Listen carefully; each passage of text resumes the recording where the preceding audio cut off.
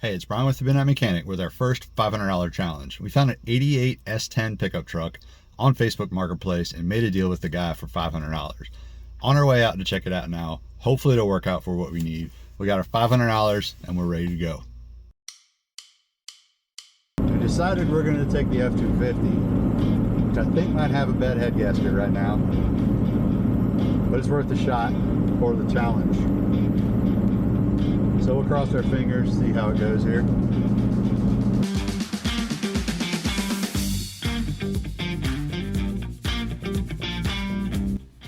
So here it is, our 1988 S10. It's got a 2.5 liter 4-cylinder and a 5-speed manual transmission. It's a little bit rough, but for our $500 challenge, it is the perfect vehicle for us to use.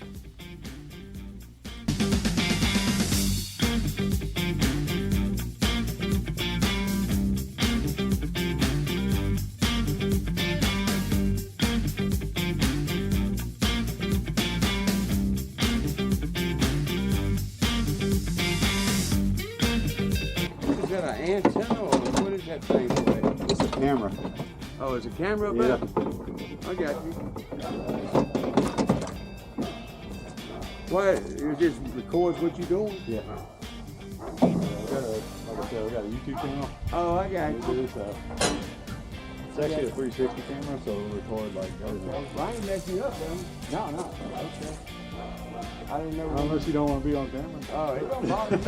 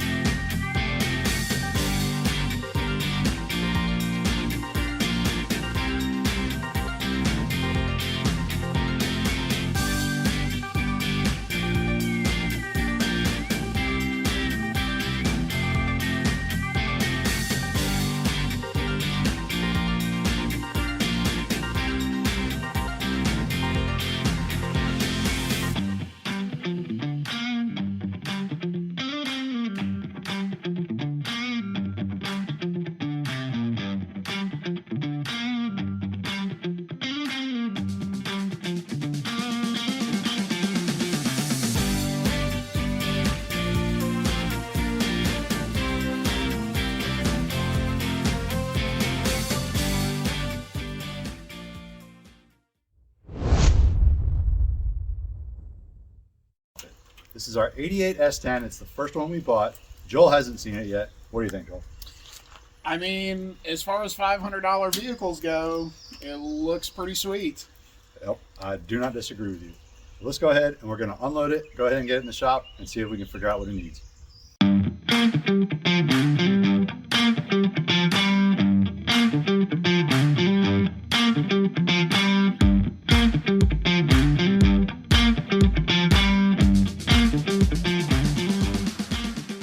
Our truck has a 2.5 liter 4-cylinder, also known as the Iron Duke. It has 98 horsepower and 130 foot-pounds of torque, enough to put it up to a 14.2 second 0 to 60 time.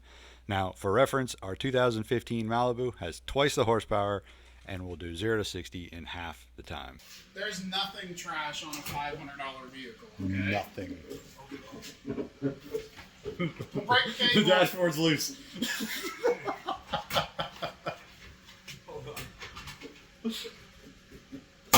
Oh, yeah. Hey. You saved $25. Yep.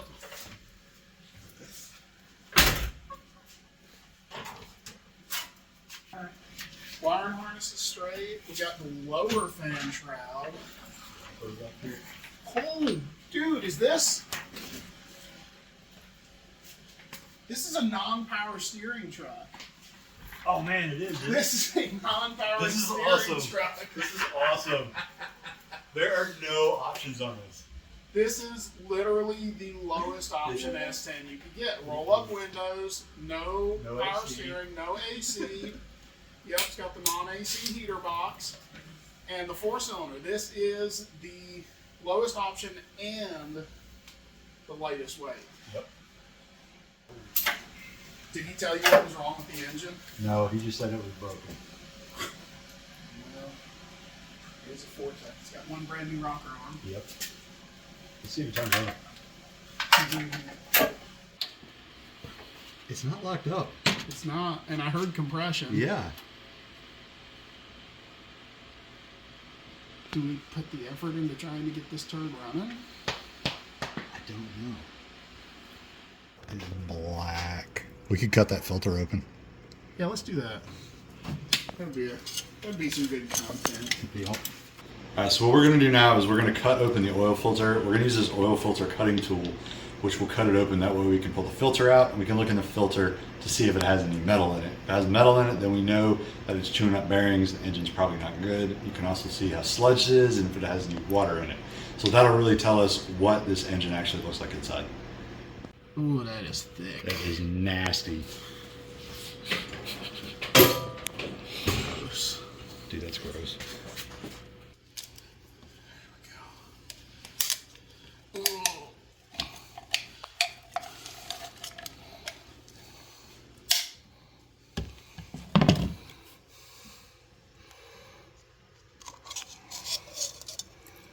Oh, that's nasty.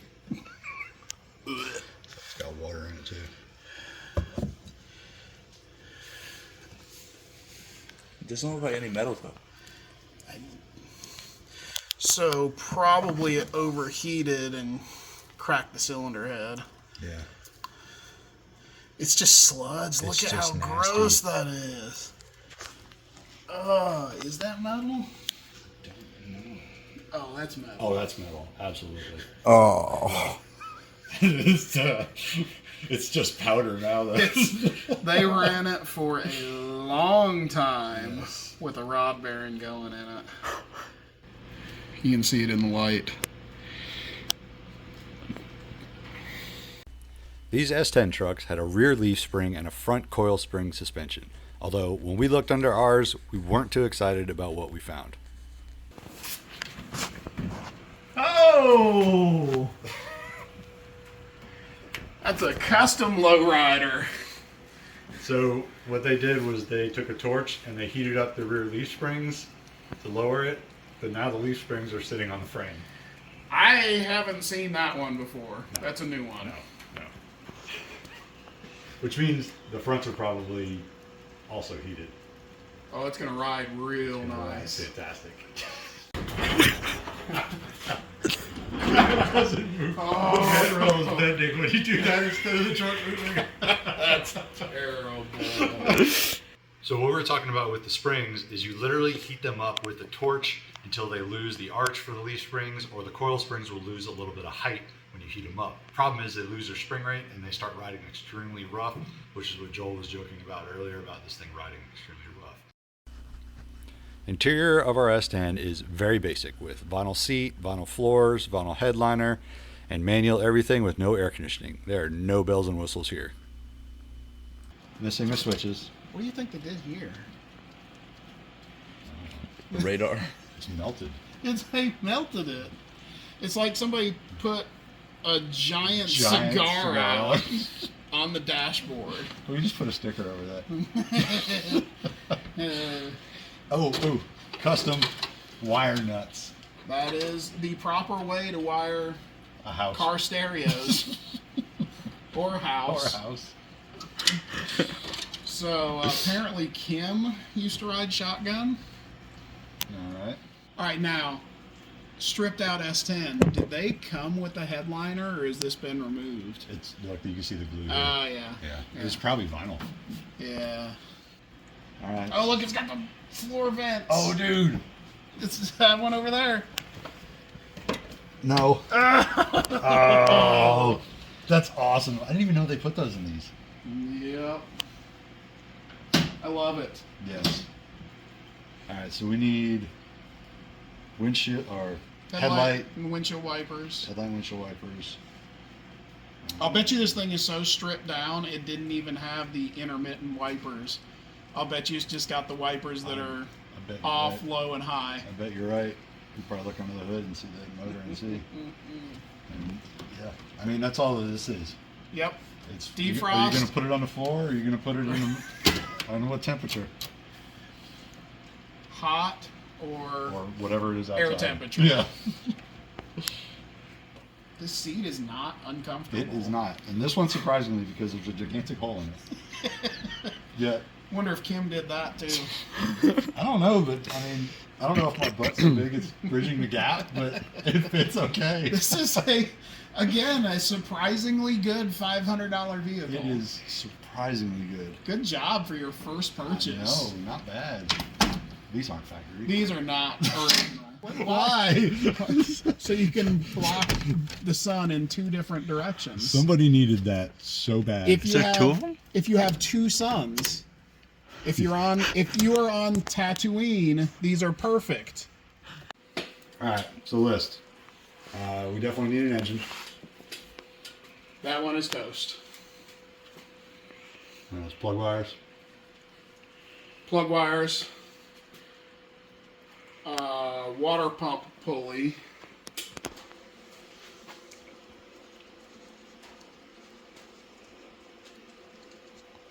I'll just put ignition stuff.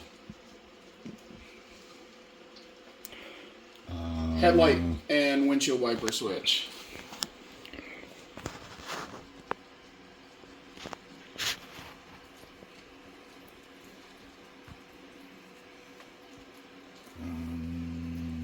What else? Honestly, fan.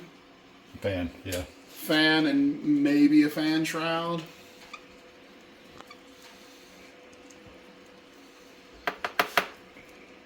Really?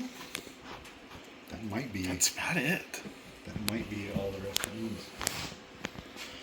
So we went through it. We figured out what we needed: an engine, some little bits and pieces. It really doesn't need all that much. I think we can get it done for at least $500 or less. Yeah, I agree. I don't think it's going to take a whole lot to get this little truck on the road. Yep. So we'll go ahead. We'll start trying to source an engine, trying to find all those little bits and pieces, try to find the best deals we can to stay under that $500. All right, so we got everything we needed that we showed you guys in the second episode. We picked up an engine, and we actually got it for $200 off the Facebook Marketplace. You may not believe us, but here's our message that shows that we got it for $200.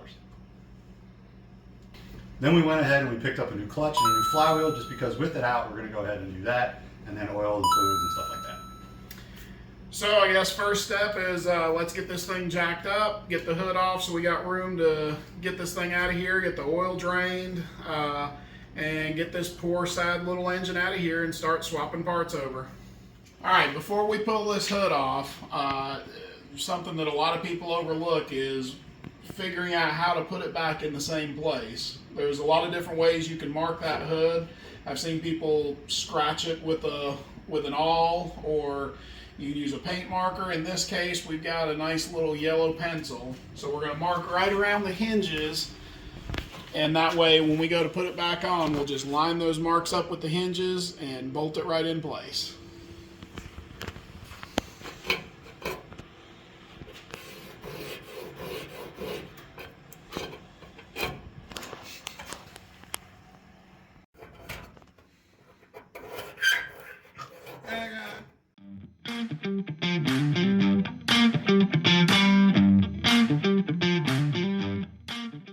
One thing you got to remember is when you're removing things to go ahead and set your bolts aside so you know which ones go back on where.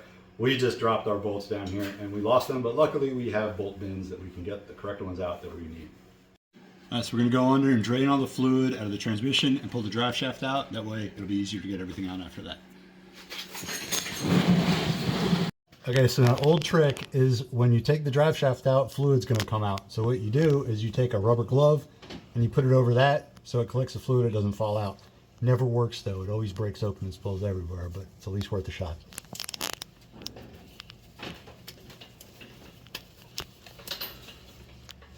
So our initial analysis of the engine was correct, because when I took the oil plug out, it dumped out about a quart of water before any oil started coming out. So this engine was toast.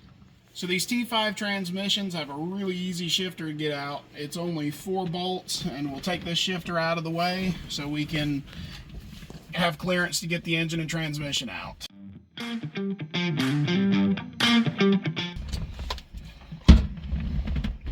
right, so I think we've got everything disconnected up here. All the wiring harness, motor mounts are loose, exhaust is dropped. We got our chain hooked up, and it's now time to test the tensile strength of any wires or ground straps we forgot to disconnect.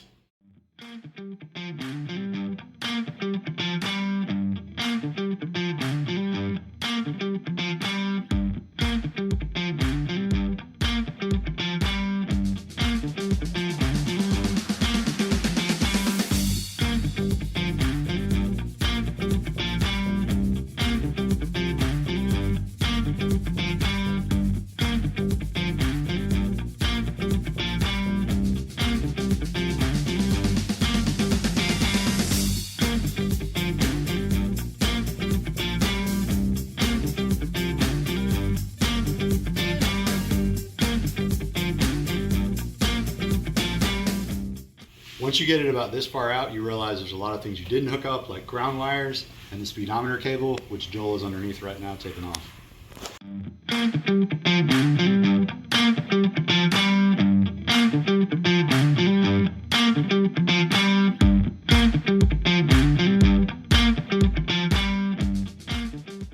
All right, so you see right here, that is the markings of a Felpro gasket, which is not factory on this guy. So my guess is they put a head gasket on it and found out the cylinder head was probably cracked, because these things are terrible for cracking. When I worked in the machine shop, probably 18 out of 20 that would come in were cracked all to pieces. So we have it all out. Joel's going ahead and taking the transmission off. That way we can install the new clutch kit and flywheel and go ahead and get it cleaned up and start getting the new engine together and ready to go in there. So we're removing the old clutch setup to see if we actually need to replace it, because it actually doesn't look bad. So we want to get it off to verify if we can actually reuse it or not. So we got this clutch and flywheel off. It doesn't look terrible, but you see a lot of hot spots on the flywheel. This side of the clutch disc doesn't look bad. This side of the clutch disc is a little burnt up. And I don't like the fact that all these springs are loose and making some noise. And you can see a lot of hot spots on the pressure plate. So I think we're going to be best to just go ahead and replace that, since we have the new parts anyway. So we're torquing down the flywheel to 65 foot-pounds, where Joel is.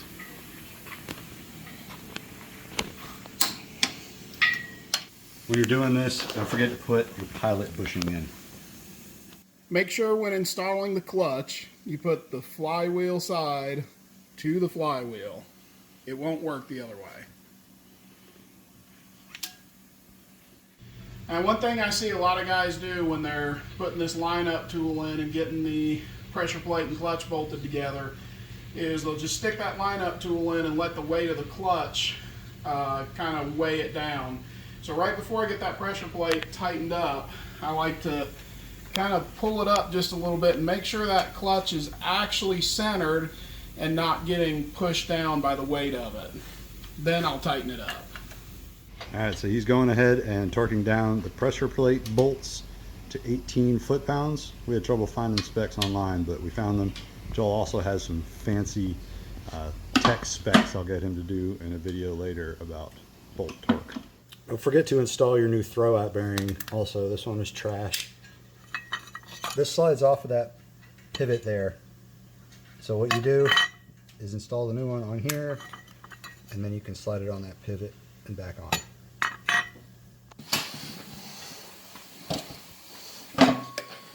That's it.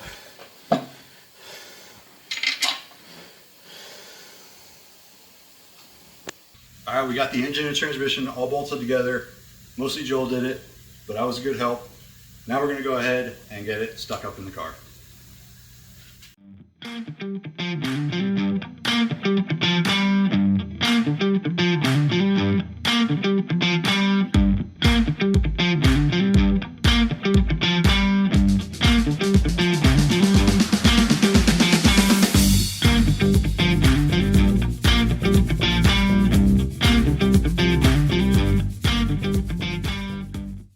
So we have our engine in the car and we're starting to get it all bolted up. The problem that we ran into is that it's a different year engine, So we have to swap the distributor, oil pressure sending unit, some other stuff off the old engine onto the new engine.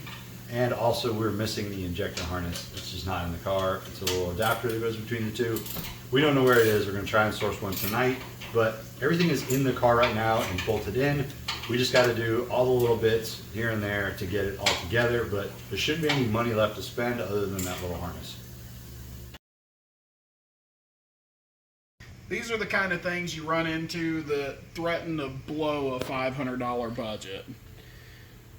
These wires are pulled out or corroded or something happened that's not right, and we don't want to put it back together like that because that could cause a short, could kill the engine, could start an electrical fire, all kinds of issues there. Alright, so we got the engine in the truck, a lot of stuff's bolted together, but we weren't able to get it running tonight because some parts were missing, some wiring was missing, stuff we ordered, but obviously it's not here yet, so you're going to have to wait till the next episode in order to see it running and driving. Hopefully we can keep it under our budget, but right now it is after midnight and we are exhausted. Yeah, I can't say I don't feel a little bit defeated. I was really hoping we were going to get this thing running tonight, but this is why sticking to a $500 budget is so hard. You get unforeseen curveballs all the time, and right now we're waiting on parts and there's nothing we can do about it.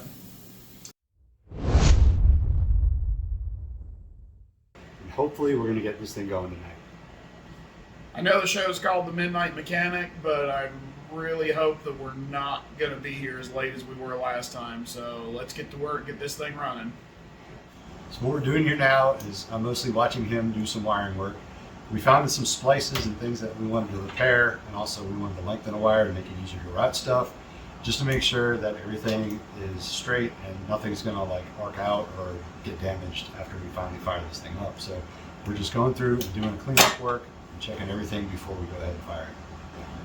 Alright, so we had a couple of wires get mangled up when we, either when we were pulling this engine or when we were putting it back in. So we're going to try to do this right and actually solder and heat shrink. So these wires are joined together here, and then we've got a piece of heat shrink that'll go over top of it. But to join these two wires permanently, we want to solder it. Common mistake I see people make with soldering is you want the solder to actually flow into the wire, not just glob up and sit on top of the wire. To do that, you got to get a lot of heat in the wire and then let the solder flow into it.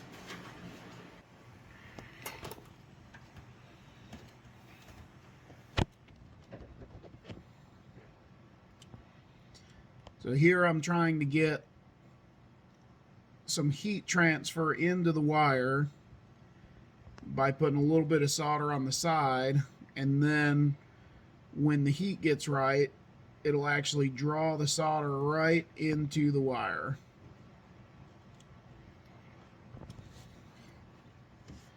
And now you have a permanently joined wire. While we were working on the truck, we noticed that the dust cap for the front hub on the passenger side was damaged. We went and pulled that off and noticed that the outer wheel bearing was completely shot and it was dangerous to keep using. The rear one looked okay, but with the front one having that much damage, we decided we were just going to go ahead and replace both bearings. Got those on the clearance rack at Rock Auto. We checked the driver's side, and the driver's side is actually pretty good, so what we're going to do is repack the existing bearings and reuse them, but we need to replace the ones on this side. So here's that damage we were talking about on that dust cap. It looks like somebody poked a hole in it with a Phillips head screwdriver. I think the reason they did that, it was probably because that hub was making noise, so they went ahead and did that and pumped it full of grease, which didn't fix the problem. Here's that outer bearing. You can see the shell is loose, it's missing pieces of the shell, and all the bearings are loose and almost about to fall out. That's why we're going to go ahead and replace that.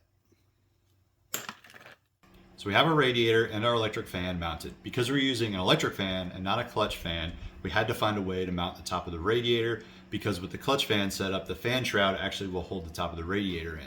On the bottom, we trimmed the shroud off to keep the bottom part to hold the bottom of the radiator, but we were actually missing the top part of the shroud, so we went ahead and found these scrap aluminum pieces and bent them up to make little brackets to hold the top of the radiator in place, so it should be good to go now. Here's our electric fan setup. This is the old electric fan off of our 92 Firebird. When we're going with the LS1 swap, so we're using an LS1 F-body fan setup, but this will be perfectly fine for our Iron Duke. Now, if you buy an aftermarket fan, it comes with these little spacers and zip ties that hold it to the radiator like this. We don't want to spend the money on it, so I found an old piece of PVC pipe, cut little spacers, and then put some weather stripping to kind of give a little buffer between the two. Then I used some zip ties and just zip tied it to the radiator, so it'll function perfectly. We'll just have to wire it up, but it'll be a great little setup that we won't have to worry about. All right, so we got our new distributor here. What we're doing is we're going to make sure we orient the rotor so that it's pointing at the same exact spot the old one was when we pulled it out, and then hopefully we won't have to do anything else, and we'll get it close enough to where it'll fire up and run. So the old one was right here pointing to the corner of this ignition module, so we're going to line it back up and stab it in.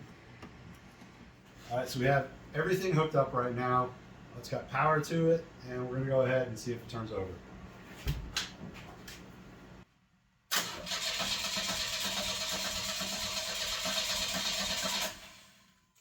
That's a good sound. It's a very good sound. See if we got fire. Speaking of, where's your fire extinguisher?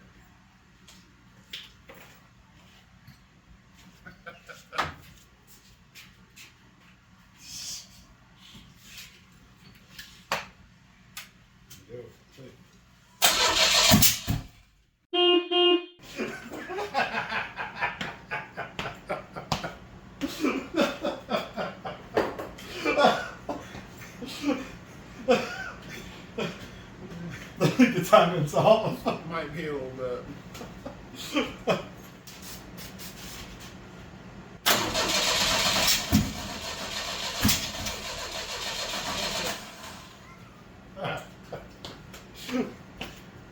I think we may have to recheck our firing order. Yeah, I think so.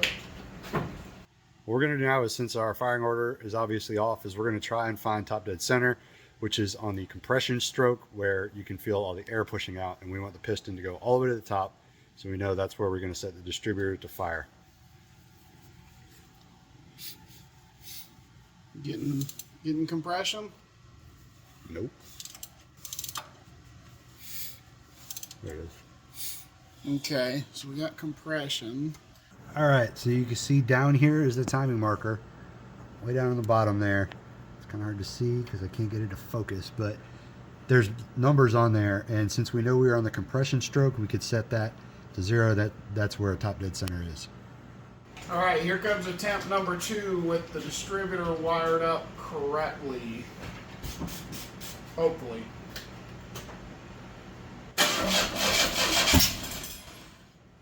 You tried. Turn the distributor a little bit. Which way? I don't know. Not much, just a little bit. All right. Woo! Yeah!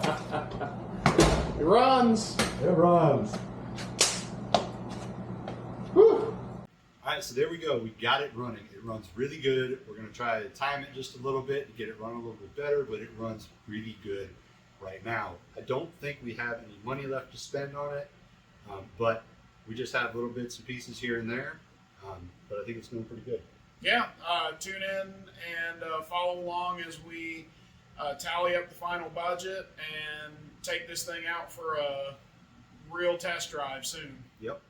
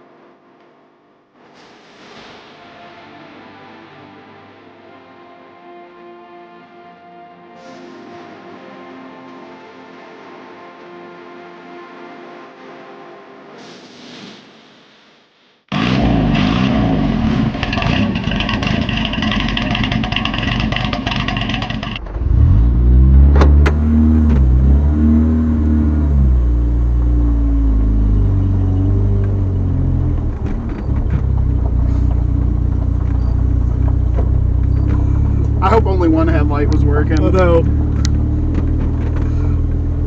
only one turn signal is working because there's only one bulb. It runs though. It barely runs. Well, it's the furthest we've driven it so far.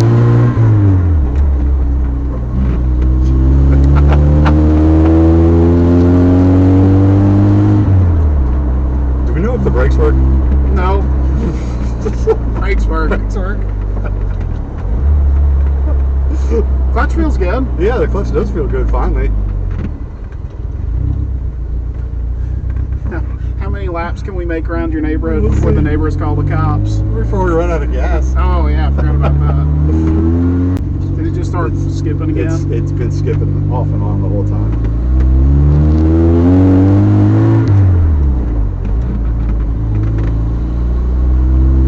This is Burnell up here, right? Yeah. I don't think we should take it on the main roads. Probably not doing. Yeah.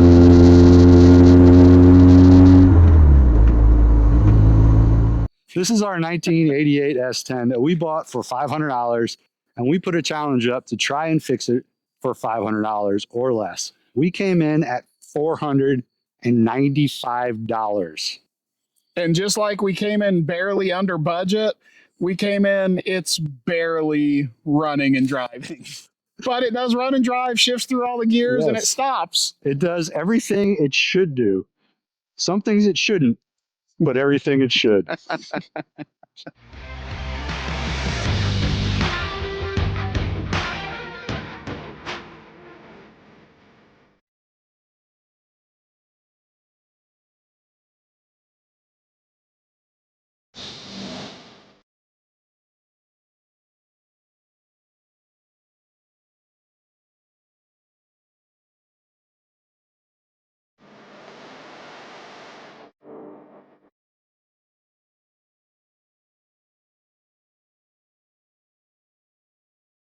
So here it is, our S10.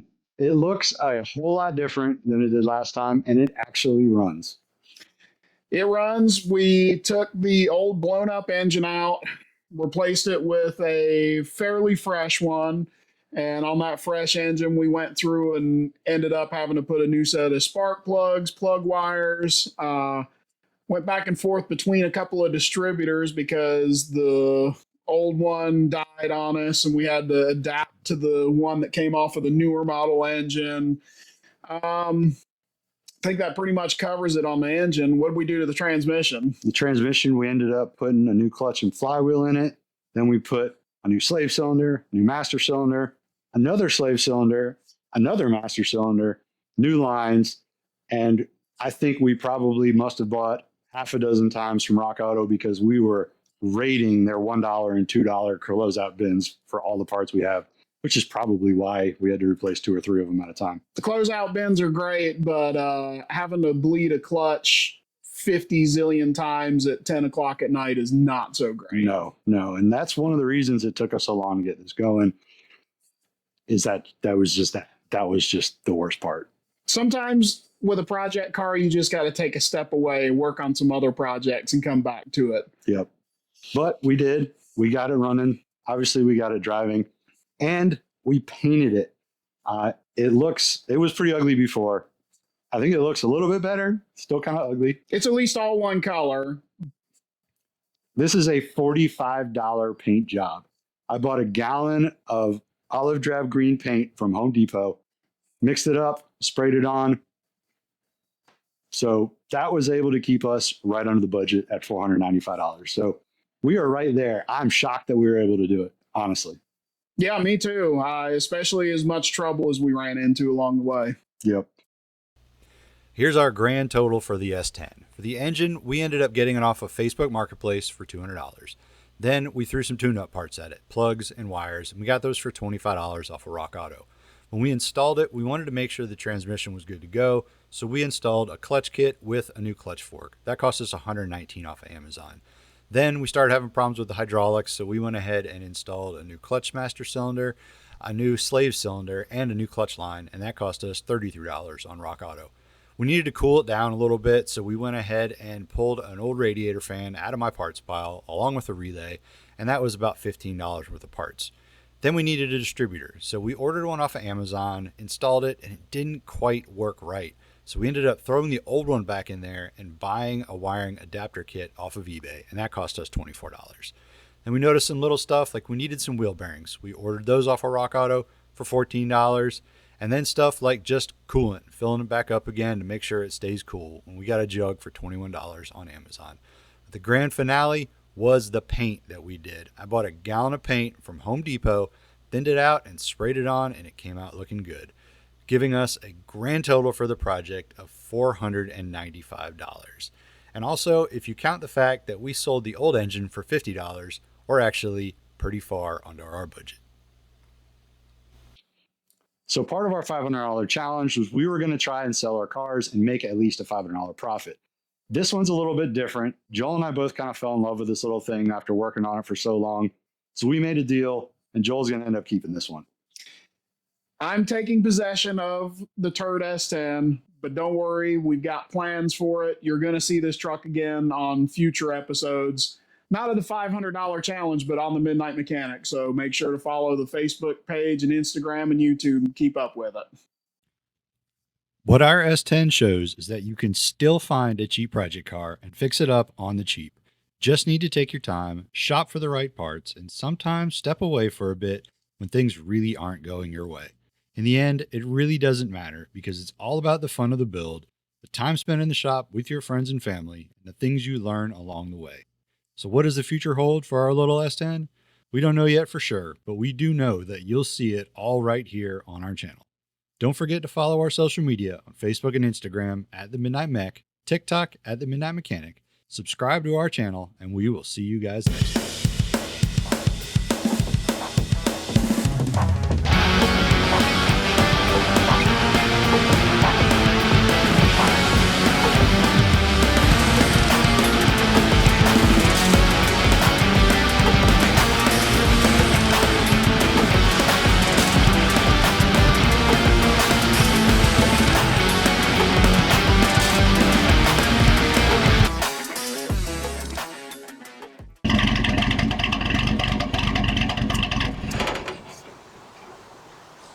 Brian, gonna need some help.